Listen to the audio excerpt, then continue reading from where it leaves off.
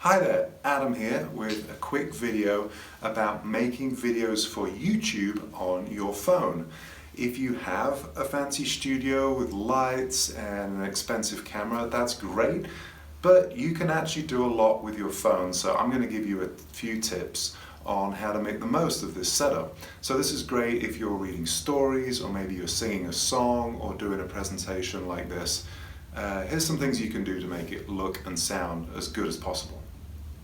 So the first thing you want to think about is framing, and YouTube uses landscape framing like you're looking at now. If you flip your phone the other way around, you'll get the sort of long, thin portrait framing, which is used by other forms of social media and actually works really well when viewed on a phone. But if you're making it for YouTube, you want to keep it old school and go landscape.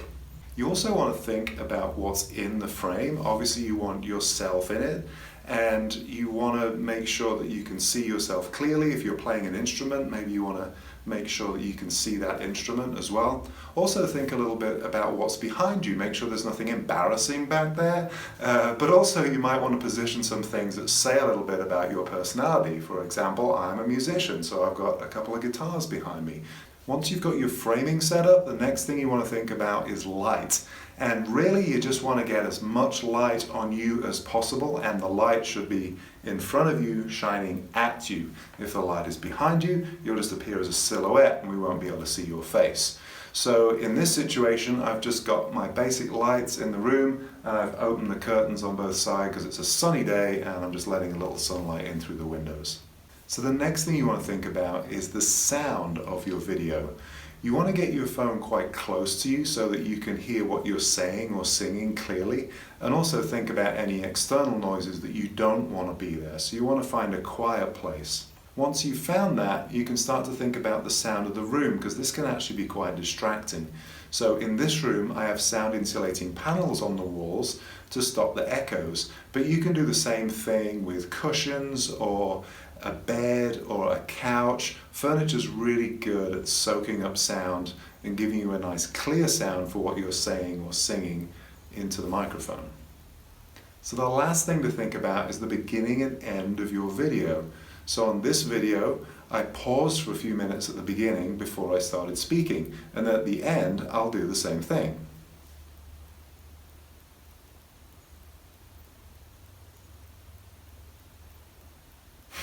So when I do it, it looks kind of awkward, but what I'm going to do afterwards is I'm going to trim that part off.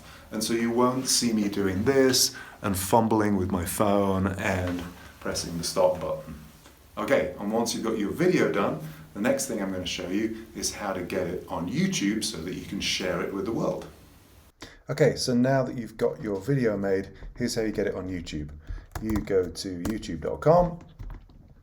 and you're going to need to sign in for this. So if you don't have an account, you need to create one and sign in. And then what we're going to do is click this little icon up here that looks like a video camera with a little plus on it. And it says upload video or go live. We are going to upload a video.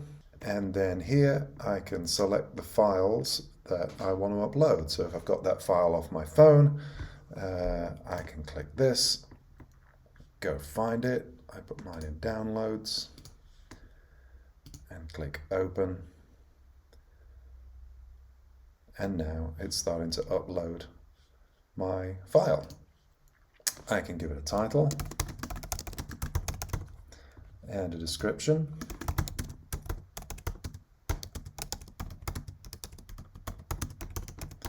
and then while it's uploading, you can see it's at 2% here. I can go down here and I can make some other options. Once it's uploaded, I'll be able to choose a thumbnail from the video. Now, when you choose a thumbnail, what that means is you're going to choose a frame from the video that's going to appear on YouTube when people find it or search for it. It usually picks one at random, and it's inevitably one where you have your eyes closed and your mouth open. So you're probably going to want to go in and change that. You can also just upload an image and use that for your thumbnail as well if you want to. We can add it to a playlist if you want to. We can come down here. My video is not made for kids. There are no age restrictions. I can go to the next page and I can add subtitles, end screens, all of this stuff, which I'm not going to worry about right now.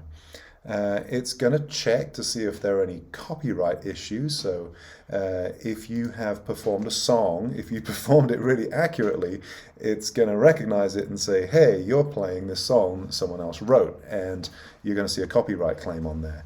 It's nothing to worry about, but what it means is that you probably won't get any money from the advertising that is put with your video when it's shown. So you can't usually monetize videos that have a copyright claim. But other than that, there's really nothing to worry about.